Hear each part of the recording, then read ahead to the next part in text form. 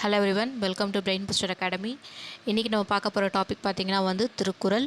பொது தமிழில் மட்டும் இல்லாத பொது அறிவுலையும் திருக்குறள் கேள்விகள் நிறைய கேட்டுட்டு வராங்க டிஎன்பிசியை பொறுத்த வரைக்கும். இது ரொம்பவே இம்பார்ட்டண்ட்டான டாபிக்.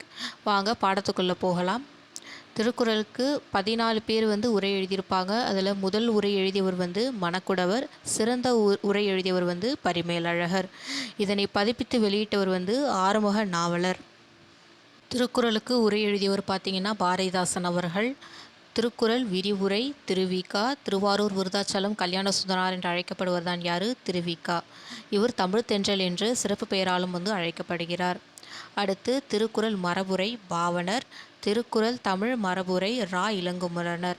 அதாவது ஒரே ஒரு வார்த்தை தான் இதில் வேறுபடுத்து பாருங்கள். மரபுரை எழுதியவர் பாவனர், தமிழ் மரபுரை எழுதியவர் ரா இளங்குமரனர். படிக்கிறப்போ கொஞ்சம் தெளிவாக படித்தா உங்களுக்கு எக்ஸாம் பாயிண்ட் ஆஃப் வியூவில் ரொம்ப யூஸ்ஃபுல்லாக இருக்கும்.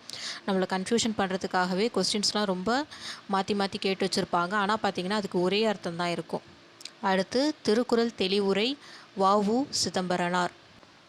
திருக்குறள் புது உரை நாமக்கல் கவிஞர் வே. ராமலிங்கனர். அடுத்து திருக்குறள் மெய் பொருளுரை பாவலரேறு பெருஞ்சித்திரனார் அவர்கள். திருக்குறள் கதைகள் கிருபானந்த வாரியர். அடுத்து திருக்குறளில் நகைச்சுவை வி. முனுசாமி.